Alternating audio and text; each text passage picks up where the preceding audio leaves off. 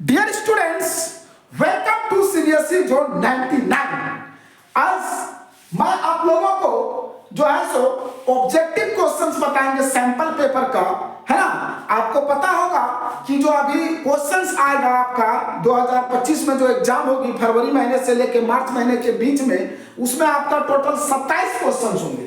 कितने questions? 37। Total 37 questions होंगे, है ना। उसमें से 20 जो क्वेश्चंस होगा वो आपका ऑब्जेक्टिव टाइप क्वेश्चंस होगा। तो उसी ऑब्जेक्टिव क्वेश्चंस को आज मैं आप लोगों के सामने लेकर के आया हूं। चलिए आप लोग ध्यान से देखिएगा। तो पहला क्वेश्चन क्या है हमारे पास? पहला क्वेश्चन जो हमारा है वो है आइडेंटिफाई, क्या कहता है? Identify the correct option that describes the given below. चुनना है, ये 3 तो ऑप्शंस दिया हुआ है। अब ये कौन सा एक्ट के बारे में बात कर रहा है ये बताना है। तो देखिए क्या कहता है पहला, the act was passed by the imperial legislative councils. Imperial legislative councils के द्वारा ये एक्ट पास किया गया था। ये एक्ट किसके द्वारा पास किया गया था? इंपीरियल लेजिस्लेटिव काउंसिल्स के द्वारा। दूसरा कहता है it gave the power to government to repress political parties. ये गवर्नमेंट को पावर दिया था, है ना, पॉलिटिकल पार्टीज को भंग करने का पावर। क्या कहता है? पहला कहता है कि इंपीरियल लेजिस्लेटिव काउंसिल द्वारा इसको पास किया गया था। ये जो एक्ट है उसको इंपीरियल लेजिस्लेटिव काउंसिल द्वारा पास किया गया था, है ना। इंपीरियल लेजिस्लेटिव काउंसिल के द्वारा पास किया गया था और इसने सरकार को पावर दिया था किसी भी पॉलिटिकल पार्टीज को भंग करने का। तीसरा है it empowered the government to detain political prisoners without trial. बिना ट्रायल का पॉलिटिकल प्रिजनर्स को डिटेन करने का भी पावर दिया था, है ना। बिना ट्रायल का पॉलिटिकल प्रिजनर्स को डिटेन करने का भी पावर दिया गया था इस एक्ट के तहत। तो आप क्लास 10th में जो है सो chapter 2 nationalism in India chapter में आप पढ़े होंगे रॉयल एक्ट के बारे में जो 1919 में आया था, है ना। और उसी के तहत जो है सो जालियांवाला बाग हत्याकांड भी हुआ था 13 अप्रैल 1919 को, है ना, जिसमें हजार लोग मारे गए थे। और उसी में एक व्यक्ति थे उधम सिंह जो बच गए थे और जिन्होंने इस घटना को अपनी आंख से देखा था और वो इतने उग्र हो गए थे कि उनका जीवन का लक्ष्य बन गया था जनरल डायर को मारना, है ना। जनरल डायर आदेश दिया था। हाँ, जालियांवाला बाग जो हत्याकांड हुआ था उसमें जनरल डायर जो है वो आदेश दिया था अपने सेना को गोली चलाने के लिए। वहां पे एक ही तो गेट था। ये जो घटना हुई थी वो आपका जालियांवाला एक बगीचा था, है ना, कहां पे? अमृतसर में, है ना। तो गेट को बोला बंद करो। वहां पे लोग क्या एक्चुअली हुआ क्या था कि वहां पे लोग, बहुत सारे लोग, जैसे पहले तो मोबाइल तो सब था नहीं, तो बहुत सारे लोग वहां पे बैसाखी का मेला लगता था, बैसाख पूर्णिमा में हर साल लगता था। तो उस मेला को देखने के लिए बहुत सारे निर्दोष लोग गए थे और कुछ लोग मीटिंग भी कर रहे थे। तो उसमें बहुत निर्दोष लोग को भी मरवा दिया। मीटिंग वाले तो मरे ही, आदेश दे दिया गोली चलाओ। अब गोली चला तो बहुत सारे लोग मर गए, है ना। तो चलिए हम लोग उस पर फिर चर्चा करेंगे जब चैप्टर हम पढ़ाएंगे, है ना। चलिए अभी हम लोग देखते हैं तो क्या कहता है। तो बताइए कि इसमें से कौन सा सही है? तो ये हो जाएगा रॉलेट एक्ट। रॉलेट एक्ट, है ना। रॉलेट एक्ट जो 1919 में लागू किया गया था, जिसके तहत सरकार को यह पावर दिया गया था कि वो बिना ट्रायल का किसी को गिरफ्तार कर सकता था और बिना वारंट का कहीं भी छापा मार सकता था, है ना। The government was given the power to arrest anyone without any trial for 2 years and to search any places without any warrant। बिना वारंट का आपको सर्च किया मतलब आपका छापा मारा जा सकता था, है ना। अभी क्या है? अभी नियम है कि आप अगर किसी के यहाँ छापा मारने जा रहे हैं, सर्च करने जा रहे हैं, रेड मारने जा रहे हैं, तो आपके पास वारंट होना चाहिए, वारंट लेटर होना चाहिए, है ना, है ना। आप किसी को गिरफ्तार करना है तो उसके लिए भी आपके पास जो है सो उसको सूचित आपको करना होगा, है ना। बिना ट्रायल का आप किसी को गिरफ्तार नहीं कर सकते, उसके पास सूचना जाना चाहिए कि किस लिए उसको गिरफ्तार कर रहे हैं, उसको पता होना चाहिए। लेकिन उस समय वैसा कुछ नहीं था, है ना। तो इसका राइट आंसर क्या हो जाएगा?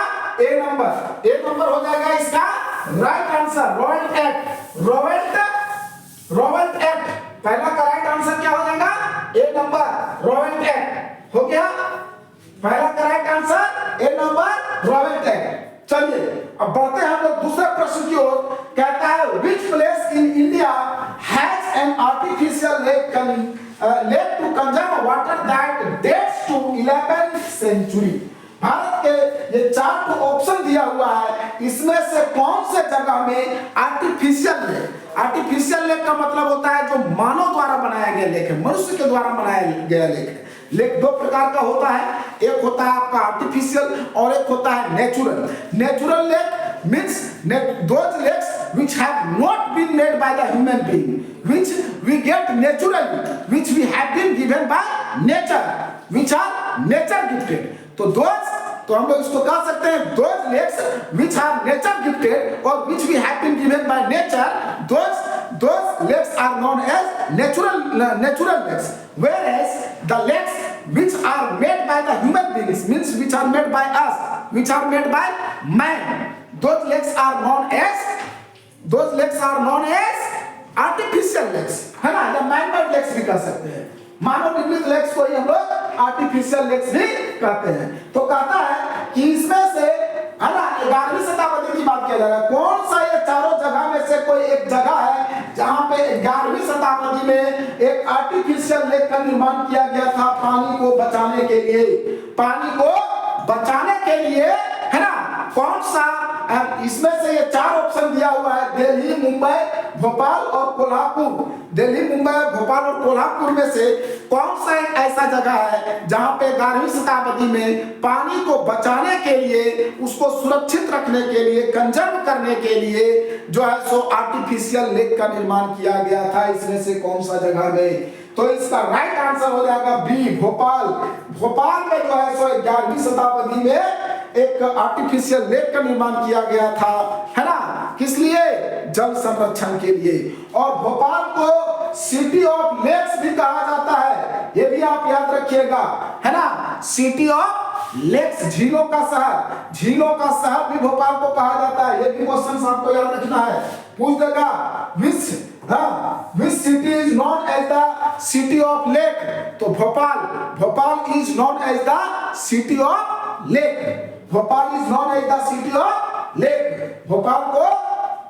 भोपाल को झीलों का शहर भी कहा जाता है। चलिए अब बढ़ते हैं हम लोग तीसरे प्रश्न की ओर। तीसरा प्रश्न देखिए क्या कहता है स्टूडेंट्स। कहता है read the data given below and answer the questions. ये जो डाटा दिया हुआ है इसको पढ़िए और इसमें से जो सवाल है उसका जवाब देना है। Educational achievement of rural population of Uttar Pradesh. Uttar Pradesh में ग्रामीण जनसंख्या में जो शिक्षा एजुकेशनल अचीवमेंट जो हुआ है ना, शिक्षा प्राप्त करने का जो है अचीवमेंट, उसके बारे में दिया गया है। यहाँ कैटेगरी दिया गया है। कैटेगरी में देखिए literacy rate for rural population, है ना, रूरल पॉपुलेशन के लिए लिटरेसी रेट क्या है। फिर literacy rate for rural children in age groups 10 to 14 years, 10 से 14 साल के बच्चों का लिटरेसी रेट क्या है। और यहाँ पे भी है 10 से 14 साल के बच्चे जो स्कूल अटेंड कर रहे हैं, 10 से 14 साल के बच्चों का कितने बच्चे हैं जो स्कूल अभी अटेंड कर रहे हैं, है ना, परसेंटेज में दिया हुआ। इधर देखिए मेल, इसमें देखिए मेल में 76% है, उसके बाद 90%, 85%, 54, 87, 82, है ना। तो ये देखिए ये आपका कह रहा है कि रूरल एरिया में लिटरेसी रेट पुरुषों का है 76%, महिलाओं का है 54%, है ना।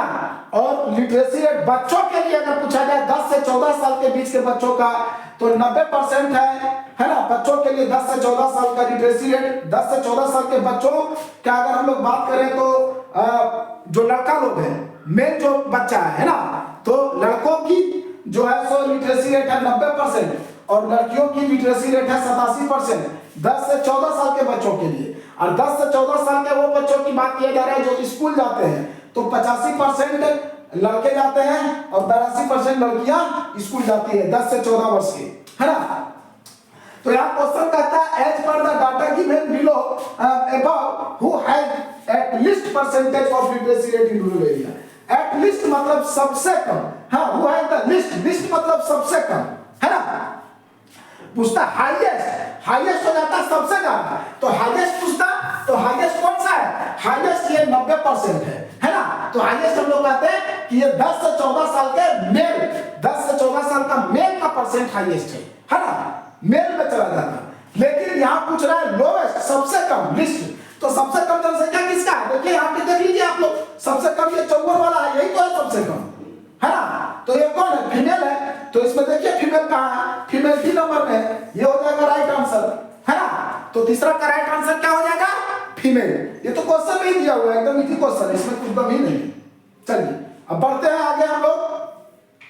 अगला प्रश्न क्या कहता है? Which of the following option represent potential measures that can be taken to mitigate the threats posed by mining activities on Buxar Tiger Reserve ecosystem and biodiversity?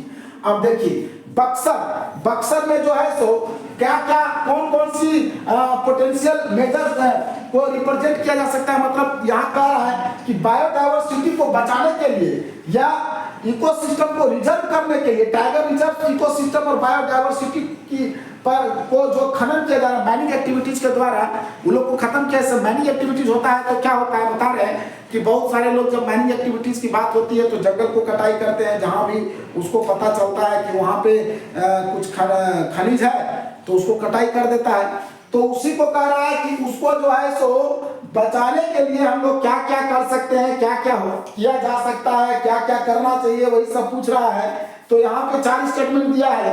अब देखते जाइए कौन सा स्टेटमेंट हो सकता है, कौन सा स्टेटमेंट कर सकते हैं। बैनिंग हंटिंग, शिकार करने पर प्रतिबंध, तो एकदम बिल्कुल हम लोग बायोडायवर्सिटी को बचाने के लिए, है ना, या टाइगर रिजर्व इकोसिस्टम को बचाने के लिए हम लोग हंटिंग पे एकदम प्रतिबंध लगा सकते हैं। उसके बाद लीगल प्रोटेक्शन का भी, है ना, वहां पे रहने वाले वन्य जीव, है ना, giving legal protection to their habitats. Habitats का मतलब होता है निवासी, आवास, है ना। तो वहां पे जो आवास करेगा, कहाँ पे? जंगल में जो आवास करेंगे, है ना, उन जानवरों के लिए लीगल प्रोटेक्शन होना चाहिए।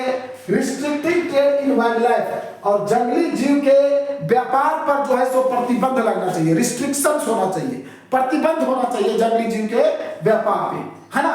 तभी हम लोग बायोडायवर्सिटी को कंजर्व कर सकते हैं। क्या क्या करके? बैन कर देंगे, शिकार करने पर बैनिंग लगा देंगे, प्रतिबंध लगा देंगे। लीगल प्रोटेक्शन, हाँ, लीगल प्रोटेक्शन दिया जाएगा, है ना, उनके हैबिटेट्स को, उनके आवास को, है ना, बायोडायवर्सिटी के आवास को लीगल प्रोटेक्शन दिया जाएगा। और वाइल्ड लाइफ का जो ट्रेड होता है जंगली जीव का, उस पर भी प्रतिबंध लगाया जाएगा, restricting on the wild life trade. ठीक है। अब दूसरा कहता है, तो ये तो ऑप्शन बिल्कुल सही हो गया, पहला सही हो गया, prohibiting the visit of public into the forest.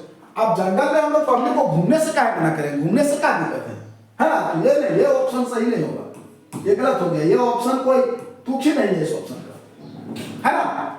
आदमी घूमने फिरने के लिए जा सकता है, शुद्ध हवा मिलता है, वातावरण मिलता है, तो घूमने में कोई प्रतिबंध नहीं। वहां पे कोई एक्टिविटी नहीं कर सकता, काटिंग वगैरह नहीं करना है, वहां से जानवर वगैरह को जो है सो व्यापार नहीं करना है, जानवर को मारना नहीं, ये सब काम नहीं करना है। घूम फिर के आएगा, अपना शुद्ध हवा वातावरण लेकर के आएगा, कोई दिक्कत नहीं है। तीसरा कहता है establishing wild life sanctuaries and national parks. हाँ, वाइल्ड लाइफ सेंचुरी और नेशनल पार्क्स का निर्माण करके भी हम लोग जो है सो बायोडायवर्सिटी को बढ़ा सकते हैं, बचा सकते हैं, बढ़ा भी सकते हैं, है ना। तो ये भी सही हो जाएगा, establishing wild life sanctuaries and national parks. उसके बाद कहता है converting forest into reserve and protected forest. बिल्कुल सही ऑप्शन ये भी है। हम लोग जंगल को रिजर्व और प्रोटेक्टेड फॉरेस्ट में बदल करके, है ना, रिजर्व और प्रोटेक्टेड फॉरेस्ट में बदल करके भी जो है सो बायोडायवर्सिटी को सेव कर सकते हैं। तो इसमें से ऑप्शन क्या क्या हो जाएगा?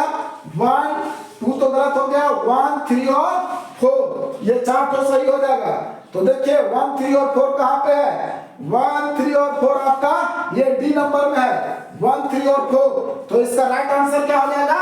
डी, है ना, डी नंबर हो जाएगा इसका राइट आंसर। चलिए बढ़ते हैं हम लोग अगले प्रश्न की ओर। अगला प्रश्न क्या कहता है? When many countries of Europe came together to form the European Union, है ना, fill in the blanks was chosen as its headquarters। जब बहुत सारे यूरोपियन कंट्रीज एक साथ इकट्ठा हुए, एक साथ आए यूरोपियन यूनियन का निर्माण करने के लिए, यूरोपियन संघ का निर्माण करने के लिए, तो कहां किसको हेडक्वार्टर चुना गया था? तो ये हम आपको पढ़ाए थे पावर शेयरिंग में, है ना, पावर पावर शेयरिंग में जिसमें आपको हम बेल्जियम का बारे में पढ़ा रहे थे, तो बेल्जियम की जो राजधानी थी ब्रुसेल्स, उसी को जो है सो यूरोपियन यूनियन का हेडक्वार्टर्स चुना गया था, है ना। किसको चुना गया था? ब्रुसेल्स को। ब्रुसेल्स जो आपका बेल्जियम का राजधानी था, कैपिटल सिटी था, right. The capital city of Belgium that was Brussels, है ना। Brussels was chosen as its headquarters. किसको? ब्रुसेल्स को, है ना। तो इसका राइट आंसर हो जाएगा A number, right. When the many European countries came together to form the European Union, then Brussels was chosen as the headquarters. Brussels को headquarters के रूप में चुना गया था। चलिए बढ़ते हैं अगले प्रश्न की ओर। अगला प्रश्न हमारा क्या कहता है? Which of the following statement accurately distinguishes between majoritarianism and power sharing? तो आप ये समझ लीजिए एक बार, मैजोरिटेरियनिज्म और पावर शेयरिंग क्या होता है। पावर शेयरिंग का मतलब होता है सत्ता की साझेदारी। मतलब जो पावर है सरकार का, वो 3 तो डिफरेंट ऑर्गन्स के बीच में बांट दिया जाता है ना। Power sharing means the sharing of power among the 3 different organs of the government, legislature, executive और जुडिशियरी। जब लेजिस्लेचर, एग्जीक्यूटिव और जुडिशियरी के बीच में सरकार के पावर को बांट दिया जाता है, तो इसी को हम लोग कहते हैं पावर शेयरिंग। और मेजोरिटेरियनिज्म का मतलब होता है जब मेजोरिटी ग्रुप के लोग, मेजोरिटी मतलब जिसकी संख्या ज्यादा है, जिस ग्रुप का संख्या ज्यादा है, अगर उसका ये भावना होता है, उसके अंदर ये भावना आ जाता है कि नहीं हमारा ही शासन होगा, और जिसकी संख्या कम है, माइनॉरिटी ग्रुप के किसी भी चीज को विचार नहीं किया जा सकता, उसका किसी भी रुचि को जो है सो ध्यान में नहीं रखा जाता है, तो इस प्रकार के शासन व्यवस्था को हम लोग, इस प्रकार का जो व्यवस्था होता है उसी को हम लोग मेजोरिटेरियनिज्म कहते हैं, है ना। तो चलिए देखिए क्या कहता है। मेजोरिटेरियनिज्म मतलब क्या होता है? मेजोरिटेरियनिज्म जो है सो क्या चीज पर जोर देगा? मेजोरिटी कम्युनिटी के लोग ही जो है सो डोमिनेंस करेंगे, है ना। उसी का प्रभुत्व होगा। किसका डोमिनेंस होगा? किसका प्रभाव होगा, प्रभुत्व होगा? मेजोरिटी लोग का। जब ऐसी भावना होती है लोगों में कि मेजोरिटी कम्युनिटी के लोग ही जो है सो डोमिनेंस करेंगे, किसके ऊपर? माइनॉरिटी के ऊपर, तो इस प्रकार की व्यवस्था को हम लोग मेजोरिटेरियनिज्म कहते हैं। तो ये तो बिल्कुल सही है। और पावर शेयरिंग क्या कहता है? पावर शेयरिंग का यहाँ कह रहा है power sharing emphasis the sharing of power among different groups. अलग अलग ग्रुप्स के बीच में पावर को शेयर किया जाता है। और देखिए दूसरा ऑप्शन क्या कहता है? Need for constable building majoritarianism emphasis the importance of accounting minority. नहीं, ये तो गलत है। तो यही वाला पहला ऑप्शन ही सही हो जाएगा, है ना। पावर शेयरिंग जो है सो डिफरेंट ग्रुप्स के बीच में पावर को शेयर किया जाता है। डिफरेंट ग्रुप्स मैंने बताया, एक आपका हो गया लेजिस्लेचर, एग्जीक्यूटिव और जुडिशियरी। अब यहाँ कहता है दूसरा, देखिए और भी ऑप्शंस को देख लीजिए। Majoritarianism emphasis the need for conserving building को कंजर्व करने का उसको क्या मकसद है? वो सबसे मकसद नहीं है उसका कोई। माइनॉरिटी के रुचि से कोई उसको मकसद ही नहीं है, माइनॉरिटी के रुचि से उसको कोई मकसद ही नहीं रहता है। वो सिर्फ चाहता है कि मेजोरिटी कम्युनिटी के लोग ही डोमिनेट करेंगे देश पे, है ना। तो इसका राइट आंसर इस प्रकार से क्या हो जाएगा? और तो चौथा ऑप्शन कहता है कि वो शांति चाहता है, विवाद नहीं चाहता है, तो ऐसा हो ही नहीं सकता है। शांति चाहेगा तो वो शासन करेगा ही नहीं, है ना। चलिए जैसे श्रीलंका के केस में देखे थे, वहां यही पे था, है ना, यही वाला सिस्टम था वहां पे। तो इसका राइट आंसर क्या हो जाएगा? इसका राइट आंसर क्या हो जाएगा? पहला नंबर, छठा का राइट आंसर हो जाएगा फर्स्ट नंबर ही हो जाएगा, है ना। Majoritarianism emphasis the dominance of majority community while power sharing emphasis sharing of power among different groups. A number इसका राइट आंसर हो जाएगा, है ना। ए नंबर हो जाएगा इसका राइट आंसर। चलिए बढ़ते हैं हम लोग अगले प्रश्न की ओर। अगला प्रश्न जो हमारा है वो है 7 नंबर। अब देखिए 7 नंबर में क्या कहता है, ध्यान से देखिए। हाँ तो देखिए क्या कहता है। कि there are two statements marked as assertion and reason. Assertion और रीजन वाला क्वेश्चन अभी बहुत जो है सो ट्रेंड में सब पूछा जा रहा है ना, तो इसके बारे में भी आप समझ लीजिए, ठीक है। तो इसमें आपका दो ठो ऑप्शंस होता है, दो ठो आपका एक असर्शन रहेगा, एक रीजन रहेगा, और एक में रहेगा कि असर्शन सही है रीजन गलत है ना, दूसरा में रहेगा रीजन सही है असर्शन गलत है, और एक ऑप्शन रहेगा आपका असर्शन और रीजन दोनों सही है, लेकिन असर्शन जो है सो रीजन का करेक्ट एक्सप्लेनेशन नहीं है, और एक रहेगा कि असर्शन रीजन दोनों सही है और असर्शन जो है सो रीजन का करेक्ट एक्सप्लेनेशन भी है ना। ये चार ऑप्शन में से आपको कोई एक ऑप्शन चुनना रहेगा। तो यहाँ के सेंटेंस के अनुसार से देखिए क्या कहता है, democracies are based on political equality. तो ये तो बिल्कुल सही है, डेमोक्रेसी जो है वो पॉलिटिकल इक्वलिटी पर आधारित होता ही है ना। प्रजातंत्र जो है वो आपका राजनीतिक समानता पर ही आधारित होता है, हर लोग को एक समान अधिकार दिया गया है ना, हर लोग को एक समान अधिकार दिया गया है। उसके बाद दूसरा में कहता है ऑल इंडिविजुअल्स आर इक्वल से इन इलेक्टिंग रिप्रेजेंटेटिव्स।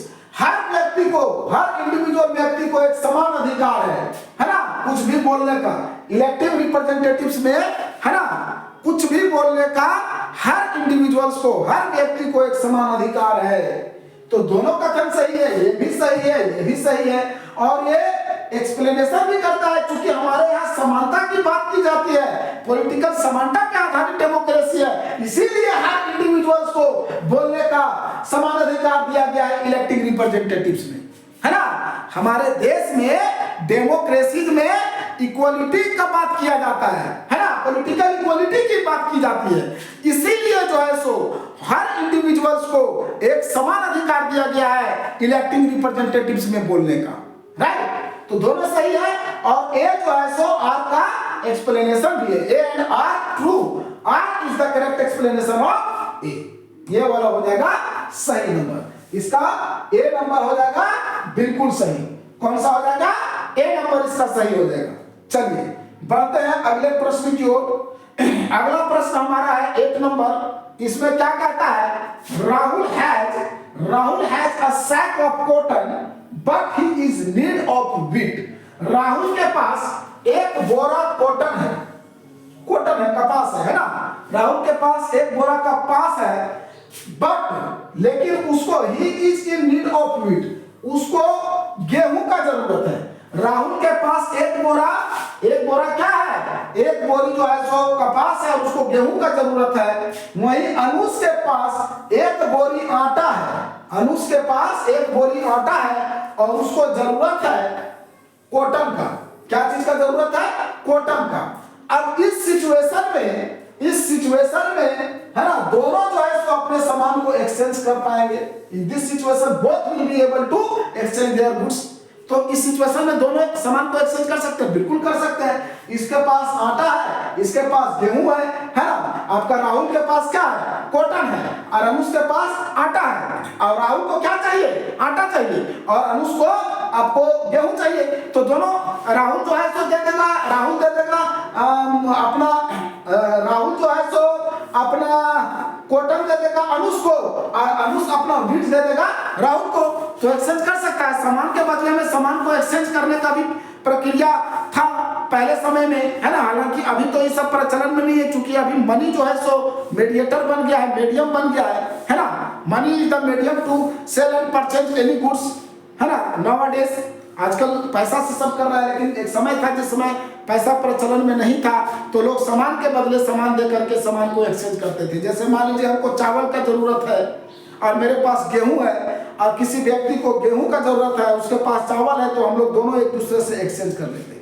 इस प्रकार के जो व्यवस्था थी, इसको पहले आप इसको बार्टर सिस्टम बोला जाता था। क्लास 7-8 में इसको बार्टर सिस्टम बोला जाता था। इसी को यहाँ पे मॉडिफाई करके इसका नाम दे दिया गया डबल कोइंसिडेंस ऑफ वांट। अब समझ लिया थोड़ा सा, क्वेश्चन पूछ सकता है, what do you mean by double coincidence of want. Double coincidence of want say आप क्या समझते हैं? तो जब कोई व्यक्ति, है ना, जब दो व्यक्ति के बीच में सामान का आदान प्रदान होता है ना, एक सामान के बदले दूसरे सामान का देन लेन होता है, तो इसी प्रकार की व्यवस्था को हम लोग डबल कोइंसिडेंस ऑफ वांट कहते हैं, है ना। क्या कहते हैं, double coincidence of want. Double coincidence of funds मतलब क्या हो गया, means to exchange the products for products, है ना, प्रोडक्ट्स के बदले प्रोडक्ट्स को एक्सचेंज करना, exchange commodity for commodity, exchange goods for goods, the process of exchanging goods for goods is known as double coincidence of funds, है ना। चलिए आगे हम लोग देखते हैं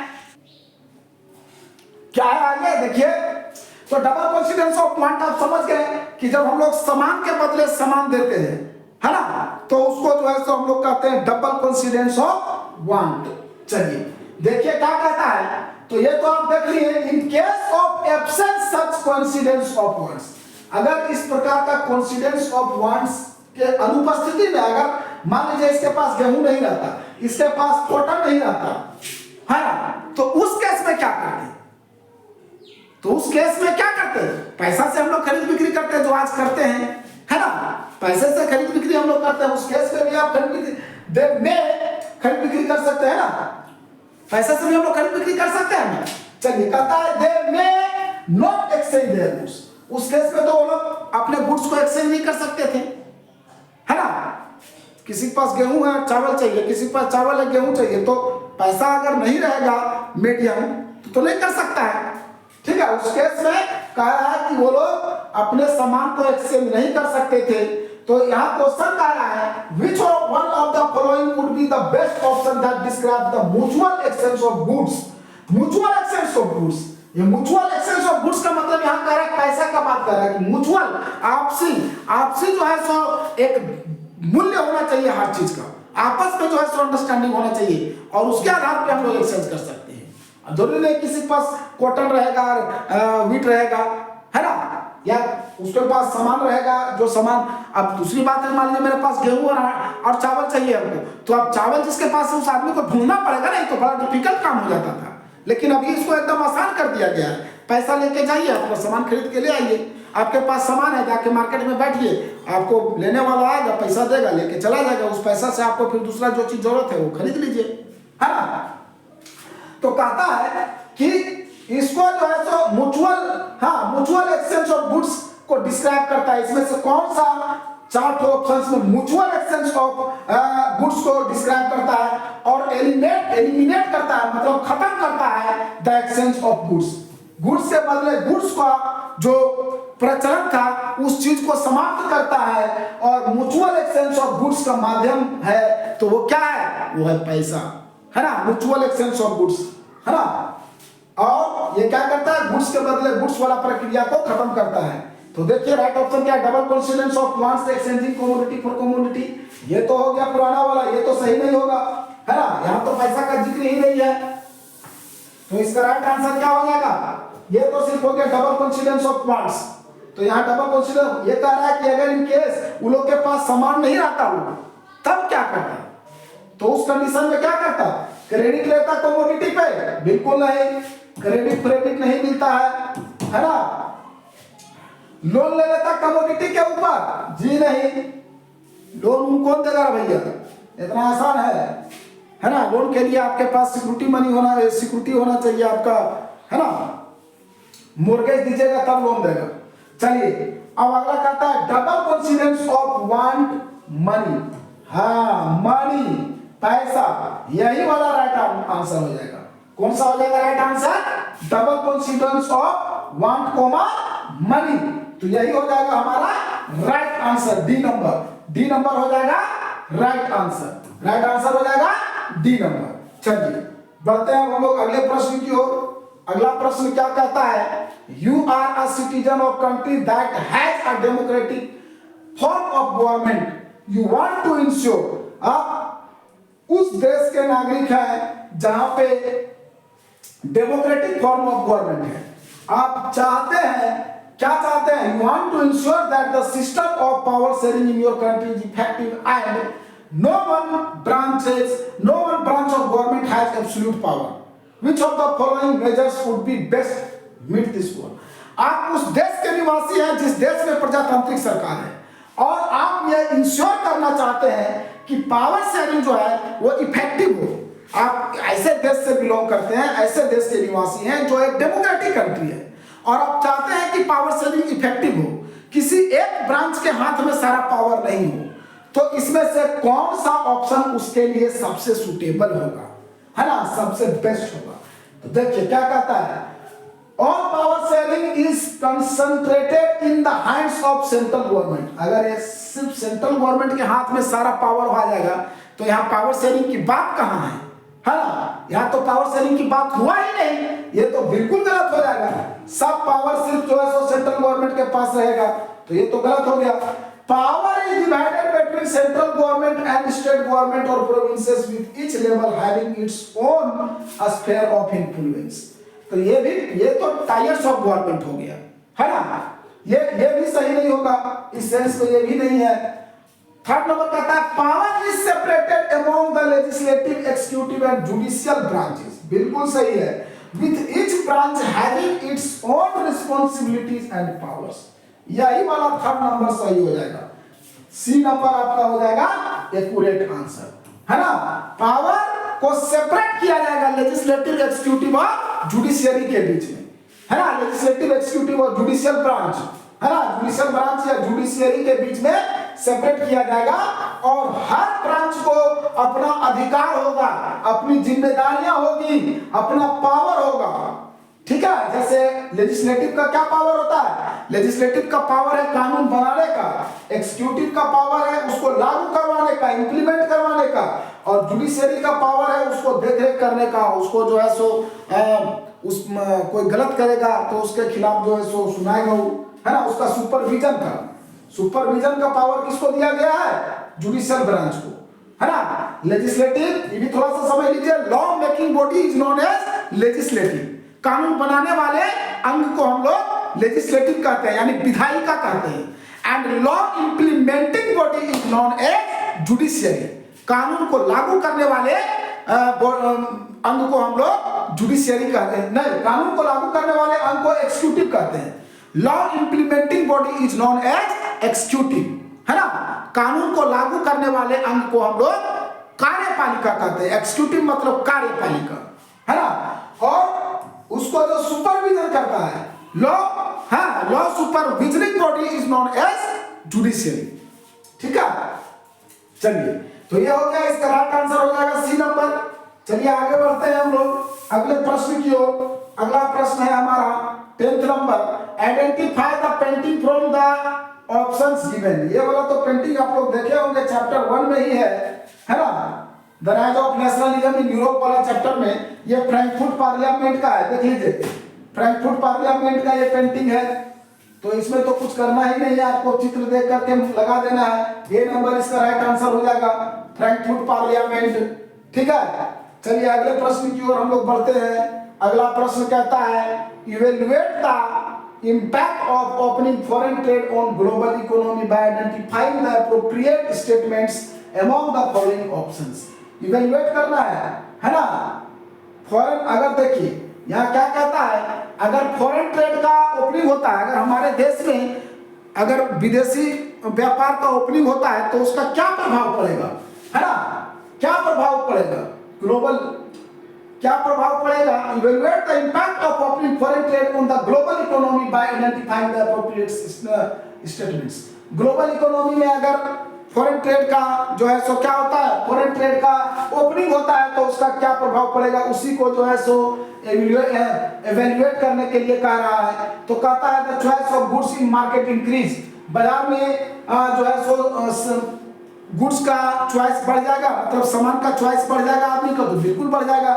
जितना ज्यादा सामान रहेगा उतना ज्यादा चॉइस रहेगा। अब मान लीजिए एक ही जो सामान है तो आदमी चॉइस क्या करेगा, वही ना खरीदेगा, उसको जरूरत है। लेकिन जैसे ही अगर इंटरनेशनल मार्केट में जो है सो नया ट्रेड बढ़ता है ना, नया फॉरेन ट्रेड बढ़ता है तो आपका सामान भी बढ़ेगा, है ना। मान लीजिए वो बाटा का जूता है, अब आ गया आपका श्री लेदर का, और कोई कंपनी आएगा तो आपके पास चॉइस रहेगा कि हम कौन कंपनी का खरीदें, तो चॉइस तो बढ़ जाएगा। ये तो बिल्कुल सही है, चॉइस बढ़ जाएगा आदमी का।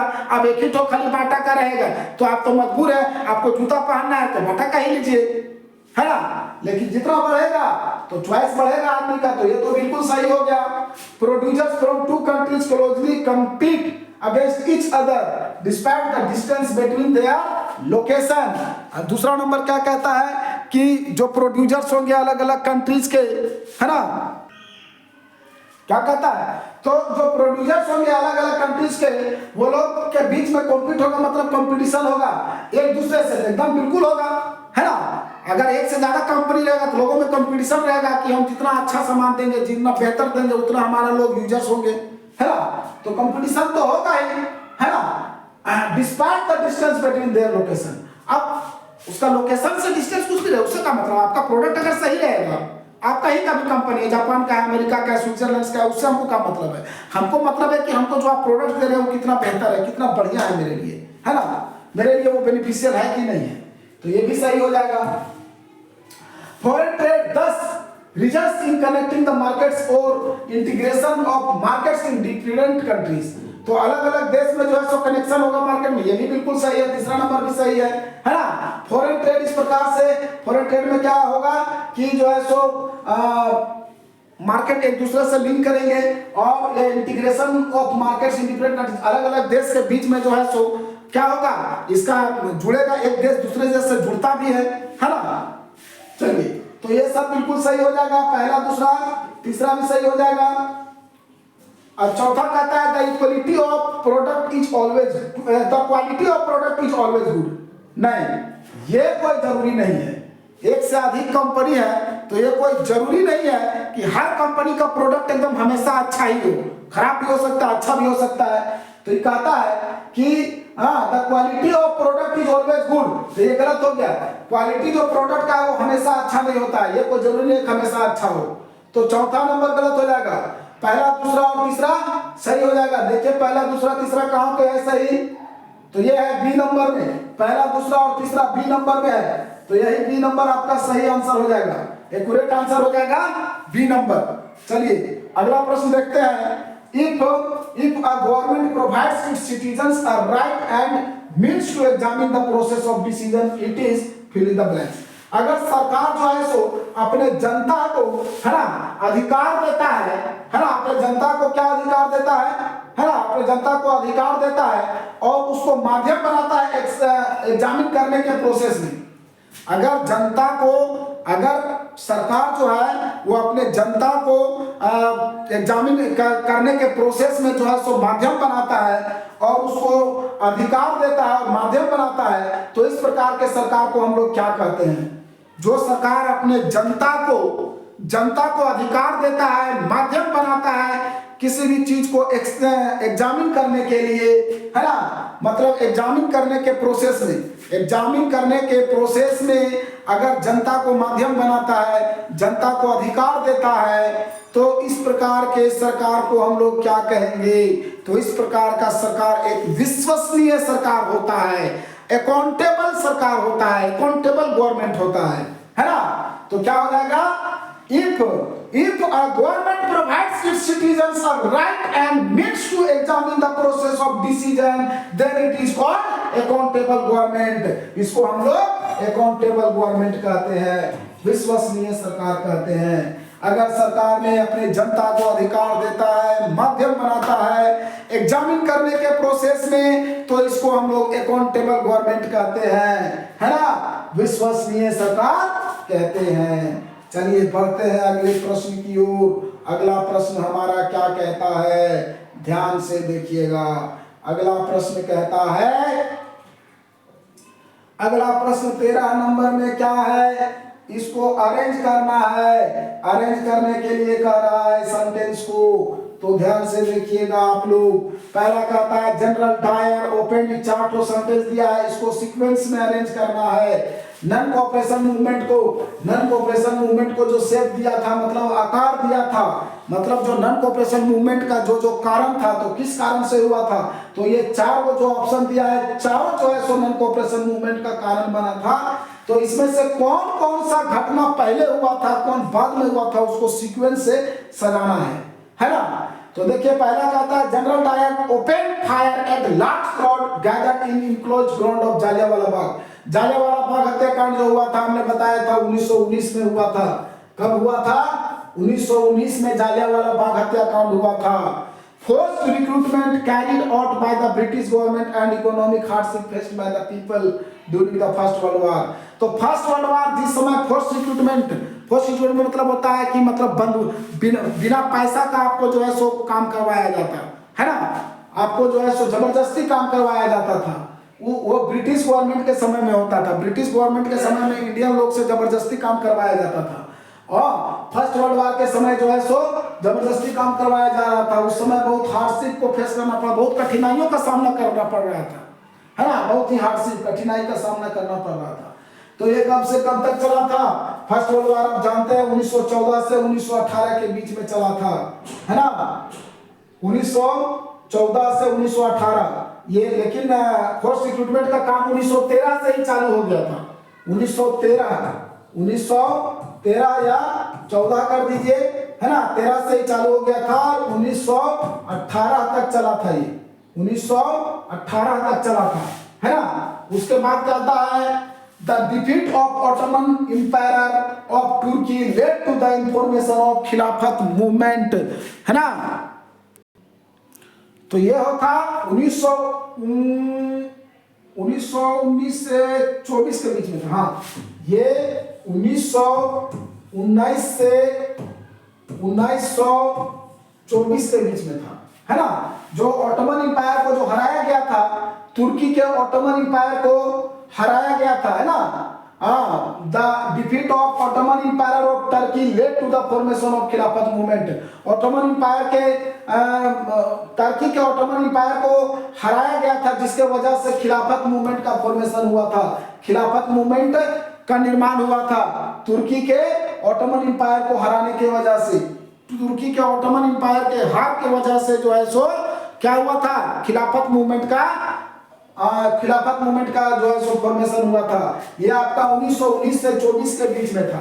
उसके बाद कहता है Gandhi ji launch a nationwide satyagraha against Rowlatt act. Rowlatt act के खिलाफ जो है सो सत्याग्रह आंदोलन चलाए थे, सत्याग्रह मूवमेंट चलाए थे। ये 1919 में ही हुआ था। कब हुआ था? 1919 में। तो चलिए देखिए, आप लोग देखिए सबसे पहले कौन सा ऑप्शन हो जाएगा, सब ध्यान से देखिएगा, है ना। तो सबसे पहले आ जाएगा दूसरा नंबर 1913 से 18 वाला, ये सबसे पहला में आ जाएगा, फर्स्ट में आ जाएगा पहला नंबर, है ना। दूसरा नंबर देखिए कहाँ का, तो दूसरा नंबर सिर्फ बी में ही है, सिर्फ बी में ही है दूसरा नंबर, है ना। उसके बाद आपका पहला नंबर हो जाएगा जनरल डायर ने 1919 में जालियांवाला बाग हत्याकांड कराया था। तो यहाँ सबसे पहला है कि पहला में दूसरा नंबर आएगा तो सिर्फ बी में ही है। उसके बाद जनरल डायर ने जालियांवाला बाग हत्याकांड करवाया था, ठीक है। फिर आपका जो है सो खिलाफत मूवमेंट चलाया गया था, और लास्ट में जो है सो गांधी जी ने सत्याग्रह जो है सो ये पूरा राष्ट्र में जो है सो सत्याग्रह मूवमेंट चलाए थे, है ना। तो देख लिए पहला हो जाएगा क्या, पहला इसमें हो जाएगा force recruitment carried by the British government and the economic hardship faced by the people during the First World War. दूसरा में हो जाएगा general Dyer open at the large crowd gather in enclosed ground of Jallianwala Bagh. तीसरा में हो जाएगा the defeat of Ottoman empire of Turkey led to the formation of the Khilafat movement, है ना। चलिए, तो ये आप लोग देख लिए, इसका राइट आंसर हो जाएगा बी नंबर इसका राइट आंसर हो जाएगा स्टूडेंट्स। चलिए अब हम लोग अगले प्रश्न की ओर बढ़ते हैं। There is a dispersion by transportation and lorries refuse to transport vegetables, milk, etc. from rural areas to urban areas. Food will become scarce in urban areas whereas farmers will be unable to sell their products. क्या कहता है कि एक विवाद होता है, disruptions होता है, कुछ है ना, कुछ डिस्ट्रप्शंस होता है, कुछ डिस्टर्बेंस होता है ट्रांसपोर्टर्स के द्वारा और लॉरीज के द्वारा, ट्रांसपोर्टर्स के द्वारा, है ना। और वो लोग क्या करते हैं कि सब्जी को ट्रांसपोर्ट करने से या दूध और सब्जी को ट्रांसपोर्ट करने से रिफ्यूज कर देते हैं, मतलब मना कर देते हैं, है ना। ट्रांसपोर्टर्स लोग, लॉरीज लोग जो है सो दूध और सब्जी को ट्रांसपोर्टिंग करने से रिफ्यूज कर देते हैं, उससे मना कर देते हैं, मतलब कह देते हैं हम लोग ट्रांसपोर्टिंग नहीं करेंगे। तो है ना, कहां से, गांव से लेकर के रूरल एरिया से लेकर अर्बन एरिया, क्योंकि दूध है, सब्जी है, वो तो गांव में उत्पादन होता है, गांव से जाकर के शहर में लोग बेचते हैं, है ना। तो गांव से शहर ले जाने के लिए ये लोग रिफ्यूज कर देते हैं, लॉरीज और ट्रांसपोर्टर्स लोग, ठीक है, तो कहता है अब इस प्रकार से क्या होता है कि food will become scarce in rural urban area. Scarce मतलब होता है कमी। तो अब जब ट्रांसपोर्टिंग नहीं होगा, गांव से शहर नहीं जाएगा सामान, तो क्या होगा, सामान की कमी होगी, है ना। सामान की शहर में जो है सो सामान का कमी हो जाएगा, गुड्स का कमी होगा, प्रोडक्ट्स का कमी होगा, है ना। और फार्मर्स वेयरएज, है ना, जबकि फार्मर्स लोग भी जो है सो अपने सामान को बेच नहीं पाएंगे। Farmers will be unable to sell their products. अगर कोई ट्रांसपोर्टर्स या लोरी जो है सो आपका रिफ्यूज कर देता है आपके गुड्स या कोई भी गुड्स हो, चाहे वेजिटेबल्स हो, चाहे यहाँ तो वेजिटेबल्स और मिल्क का बात किया जा रहा है, चाहे कोई भी गुड्स हो, तो क्या होगा, जिस जगह पे ट्रांसपोर्टिंग किया जाता था वहां पे उस सामान की कमी हो जाएगी। और जिस व्यक्ति ने सामान को उगाया है रूरल एरिया में, है ना, ग्रामीण क्षेत्र में, वहां पे वो सामान जो है सो क्या होगा, वो सामान बर्बाद हो जाएगा। क्या होगा, वो सामान बर्बाद हो जाएगा, है ना। वो लोग सामान को बेच नहीं पाएंगे, है ना। खाएंगे थोड़ा बहुत तो बर्बाद हो जाएगा, लेकिन बेच तो नहीं पाएंगे। फार्मर्स लोग अपने सामान को बेच नहीं पाएंगे और अर्बन एरिया में सामान की कमी हो जाएगी। तो कहता है कि इस कंडीशन में which of the following sectors will be affected due to this situation? इस परिस्थिति में कौन सा सेक्टर प्रभावित होगा? तो यहां तो कौन सा सेक्टर, तीनों सेक्टर प्रभावित होगा। कैसे होगा, शहर वाले को मिला नहीं खाना, है ना, उसको सामान नहीं मिला तो प्रभावित हुआ। किसान का सामान बिका नहीं तो प्रभावित हुआ। प्राइमरी सेक्टर में आपका आ जाता है प्रोडक्शन, हम बताए थे। सेकेंडरी सेक्टर में आ जाता है आपका जो है सो मैन्युफैक्चरिंग, और टर्सरी सेक्टर में आ जाता है आपका जो है सो टर्सरी सेक्टर में आ जाता है सर्विस सेक्टर। मतलब ये ट्रांसपोर्टिंग का काम आपका टर्सरी सेक्टर में ही आएगा, तृतीय सेक्टर में। तो यहाँ तीनों सेक्टर्स प्रभावित होंगे, है ना, तीनों सेक्टर्स प्रभावित होगा, ठीक है। प्राइमरी, सेकेंडरी और टर्सरी कहां पे है, सी नंबर, यही हो जाएगा एक्यूरेट आंसर। तीनों सेक्टर यहां पे प्रभावित होगा।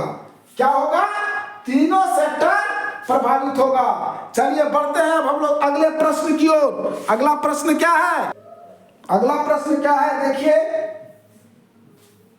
अगला प्रश्न कहता है, अच्छा ये पूरा साफ नहीं आया, अच्छा ठीक है मैं पढ़ देता हूं, है ना। देखिए क्या कहता है अगला प्रश्न 15 नंबर में, consider the statement given below and choose the correct answer, है ना। स्टेटमेंट को पढ़िए और सही आंसर को दीजिए। स्टेटमेंट 1 में कहता है western printing techniques and mechanical press were imported in the late 19th century as west power established their outposts in China. तो ये तो स्टेटमेंट बिल्कुल सही है। पहला स्टेटमेंट कहता है कि जो है सो वेस्टर्न प्रिंटिंग टेक्निक्स और मैकेनिकल प्रेस जो है सो इंपोर्ट किया गया था 19वीं शताब्दी के अंत में। लेट 18th सेंचुरी में वेस्टर्न प्रिंटिंग टेक्निक्स और मैकेनिकल प्रेस को इंपोर्ट किया गया था, है ना, ठीक है, इंपोर्ट किया गया था। कहां पे, चाइना में।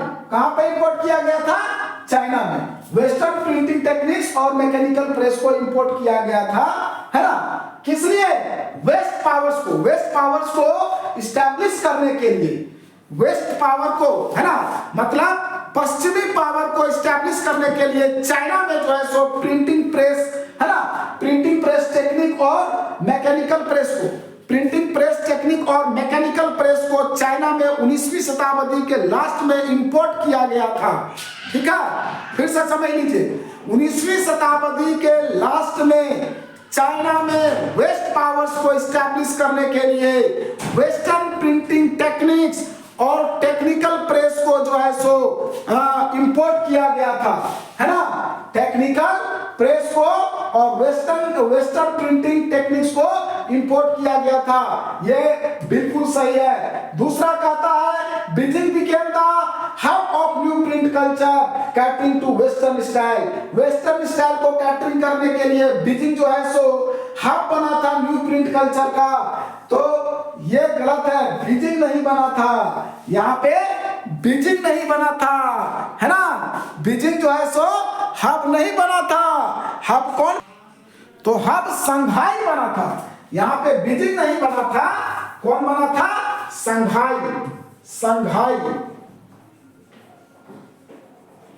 संघाई, ये बीजिंग नहीं होगा, है ना। संघाई became the hub for new print culture catering to western style school। Western style schools को कैटरिंग करने के लिए, वेस्टर्न स्टाइल स्कूल्स को कैटरिंग करने के लिए संघाई जो है सो न्यू प्रिंटिंग क्लब का, न्यू प्रिंट कल्चर का जो है सो हब बना था। क्या बना था? संघाई। तो दूसरा ऑप्शन गलत हो जाएगा, क्योंकि यहाँ पे दे दिया है बीजिंग, बीजिंग नहीं, संघाई था। क्या था? संघाई।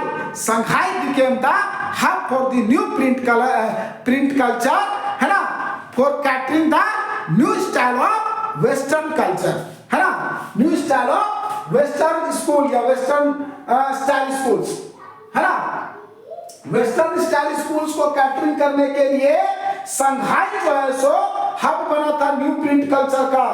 तो इसमें क्या हो जाएगा? पहला स्टेटमेंट सही है लेकिन दूसरा गलत है।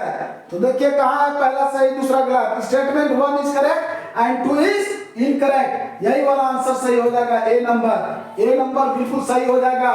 Statement 1 is correct and 2 is incorrect, है ना।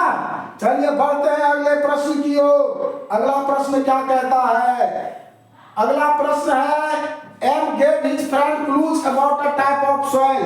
एक मिट्टी के प्रकार के बारे में क्लूज दे रहा है M, है ना। अब यहाँ पे बताना है कि वो कौन सा मिट्टी है।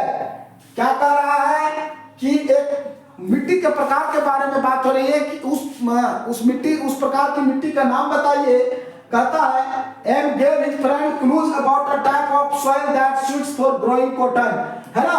एक मिट्टी है जो कॉटन के उत्पादन के लिए सबसे अच्छा है। तो यहीं पे तो आपको क्लू मिल गया। कॉटन के उत्पादन के लिए कौन सा मिट्टी सबसे अच्छा होता है? तो ब्लैक सॉइल होता है। ब्लैक सॉइल को हम लोग कॉटन सॉइल भी कहते हैं, ब्लैक कॉटन सॉइल, या इसी को रेगुर सॉइल भी कहा जाता है, याद रखिएगा, है ना। Regur soil, black cotton soil एक ही मिट्टी है और ये कॉटन के उत्पादन के लिए सबसे उपयुक्त होता है, राइट। रेगुर सॉइल भी कहते हैं ब्लैक सॉइल को, ब्लैक कॉटन सॉइल भी कहते हैं, कॉटन सॉइल भी कहते हैं, या ब्लैक कॉटन सॉइल कहते हैं, या फिर ब्लैक सॉइल कहते हैं, है ना। अब यहां कहता है which of the following clues provided by M would be most useful identify the ideal type of soil। तो M द्वारा जो प्रोवाइड किया जा रहा है क्लू, जिसके लिए ये चार्ट में कौन सा सही है, कौन सा क्लू जो है सो सही है ना। आइडेंटिफाई करना है, पहचानना है आपको कि ये किस प्रकार की मिट्टी का बात कर रहा है। तो अब हम ब्लैक सॉइल के बारे में आपको कुछ बता देते हैं। ब्लैक सॉइल जो है सो ज्यादातर आपका महाराष्ट्र, गुजरात और मध्य प्रदेश के कुछ हिस्सा में उधर पाया जाता है। इस सॉइल की खासियत यह है कि इसमें नमी बहुत होता है, मॉइस्चर को ये कंटेन करके रखता है, मॉइस्चर को ये बनाए रखता है ना। It is well known for its capacity to hold moisture. तो ये आंसर बिल्कुल सही है, इसका यही वाला आंसर हो जाएगा, ए नंबर ही होगा, है ना। इसको जो है सो अपने मॉइस्चर्स को, है ना, मॉइस्चर्स को जो है सो बनाए रखने के लिए जो है सो इसको जाना जाता है। It is well known for its capacity to hold the moisture. Black soil is well known for the capacity to hold the moisture, right। moisture को बनाए रखने की कैपेसिटी है इसके अंदर। तो ये वाला बिल्कुल सही हो जाएगा। दूसरा कहता है it turns yellow when it is hydrated। नहीं, ये गलत है। येलो रंग नहीं होता है, इसका कलर ब्लैक होता है। ब्लैक मतलब ब्लैक, येलो रेड कुछ नहीं होता उसमें, है ना। तो ये कलर में कैसा होता है? ब्लैक होता है, येलो नहीं होता है, ब्लैक होता है, ठीक है। It is rich in kankar and bhangar. अब कंकर, भांगर खादर, तो ये एलुवियल सॉइल का उदाहरण है। भांगर और खादर आप पढ़े होंगे, तो ये भी गलत हो गया। भांगर, खादर, कंकर ये सब आपका आ जाता है एलुवियल सॉइल में, ओल्ड एलुवियल सॉइल और new alluvial soil. It is well drained by loamy soil. नहीं, ये भी गलत है। ड्रेन जो किया जाता है वो भी एलुवियल सॉइल होता है, गलत है ये भी। तो इसमें से राइट आंसर हो जाएगा सिर्फ पहला नंबर। तो पहला देखिए कहां पे है, ए नंबर में, क्लू वन ही जो है सो एक्यूरेट आंसर है। क्लू वन जो है वो एक्यूरेट आंसर है ना। चलिए, तो ये हो गया। अब आगे बढ़ते हैं हम लोग अगले प्रश्न की ओर। Choose the right option to fill in the blanks. The emergence of fill in the blanks directly connected to the rise of political parties. Political party से डायरेक्ट कनेक्टेड है। किस चीज का इमरजेंस, ध्यान से देखिएगा। इमरजेंस कहता है the emergence of fill in the blanks is directly connected to the rise of political parties. किस चीज का इमरजेंस जो है सो, इमरजेंस मतलब जो ये इमर्ज होता है मतलब घटित होता है, यानी मतलब जो अस्तित्व है ना। The emergence of fill in the blanks is directly connected to the rise of political parties. Political parties से डायरेक्ट कनेक्टेड है ना। पॉलिटिकल पार्टीज के राइज है ना, उदय से, पॉलिटिकल पार्टीज का उदय से डायरेक्ट कनेक्टेड है। तो क्या चीज का इमरजेंस, तो रिप्रेजेंटेटिव डेमोक्रेसी। रिप्रेजेंटेटिव डेमोक्रेसी इसका राइट आंसर हो जाएगा, है ना। डेमोक्रेटिव, हाँ, रिप्रेजेंटेटिव डेमोक्रेसी जो होते हैं वो डायरेक्टली कनेक्टेड होते हैं पॉलिटिकल पार्टी से, है ना। पॉलिटिकल पार्टी से डायरेक्ट कनेक्टेड होता है, हर पॉलिटिकल पार्टी में उसका रिप्रेजेंटेटिव होता है ना। तो इसका आप कहता है माइनॉरिटी डेमोक्रेसी, ये बिल्कुल गलत है। माइनॉरिटी टेरिटरीज होता है, डायरेक्ट डेमोक्रेसी थोड़ा होता है। कॉन्स्टिट्यूशनल डेमोक्रेसी ये भी गलत है ना। इस सब से कोई संबंध ही नहीं है पॉलिटिकल पार्टीज का, ठीक है। तो यहाँ क्या हो जाएगा, representative democracy is directly connected to the rise of political parties. The emergence of representative democracy is directly connected to the rise of political parties. इसका राइट आंसर हो जाएगा सी नंबर। अगला देखिए, the process of integration between different countries is called as. जो process होता है अलग अलग देश के बीच में इंटीग्रेशन का, है ना, अलग अलग देश को जोड़ने का जो प्रक्रिया होता है, इंटीग्रेशन का जो प्रक्रिया होता है, उसको क्या कहते हैं, तो उसको हम लोग वैश्वीकरण कहते हैं। क्या कहते हैं, वैश्वीकरण यानी ग्लोबलाइजेशन। क्या कहते हैं, ग्लोबलाइजेशन। बी नंबर सही हो जाएगा। The process of integration between different countries is known as globalization. क्या हो जाएगा राइट आंसर, ग्लोबलाइजेशन। फिर से बता रहे हैं, the process of integration between the different countries, है ना, between the different countries is known as globalization. The process of integration between the different countries is known as globalization. B number सही हो जाएगा। चलिए आगे बढ़ते हैं हम लोग। 19 नंबर प्रश्न क्या कहता है, ध्यान से देखिए। 19 नंबर प्रश्न है, 19 नंबर में कहता है कि which of the following statement is correct? Which of the following statement is correct? Which of the following statement is correct? Which of the following statement is correct? इसमें से कौन सा स्टेटमेंट जो है वो करेक्ट है ना, सही है। कौन सा स्टेटमेंट इसमें से सही है ना। Which of the following statement is correct keeping the requirement for formation of government? सरकार का निर्माण करने के लिए कौन सा स्टेटमेंट सही है ना। सरकार कैसे बनता है, तो पहला कहता है it is possible for independent candidates to form the government. एक अकेला व्यक्ति सरकार बना सकता है। यह संभव है कि कोई एक व्यक्ति जो है सो सरकार बना सकता है, तो ये कैसे संभव होगा। एक व्यक्ति के बस का बात नहीं है सरकार बनाना, ये गलत हो गया। इंडिपेंडेंट कैंडिडेट सरकार का निर्माण नहीं कर सकता है। Government formation is exclusively reserve for political parties. क्या गवर्नमेंट का फॉर्मेशन जो है सो कोई पॉलिटिकल पार्टीज के लिए रिजर्व है? मतलब क्या ये संविधान में लिखा हुआ है कि भारतीय जनता पार्टी का ही सरकार बनेगा या कांग्रेस का ही हमेशा बनेगा? ये भी गलत है। किसी भी कोई पॉलिटिकल पार्टीज के लिए सरकार का फॉर्मेशन रिजर्व नहीं है, तो यही सेंटेंस गलत हो गया। The formation of government is limited to only elected political parties. क्या सरकार का फॉर्मेशन जो है सो लिमिटेड है सिर्फ जो है सो इलेक्टेड पॉलिटिकल पार्टीज के लिए, है ना। क्या सरकार जो है सो इलेक्टेड पॉलिटिकल पार्टीज के लिए कहता है कि क्या सरकार का फॉर्मेशन इलेक्टेड पॉलिटिकल पार्टीज के लिए लिमिटेड है? तो नहीं, ये भी गलत है ना। सरकार का फॉर्मेशन लिमिटेड नहीं है सिर्फ इलेक्टेड पॉलिटिकल पार्टीज के लिए। सिर्फ इलेक्टेड पॉलिटिकल पार्टीज के लिए सरकार का फॉर्मेशन लिमिटेड नहीं है, तो ये भी सेंटेंस गलत हो जाएगा। ये भी उतना एक्यूरेट नहीं है। Government can only be formed by political party that are elected and hold majority.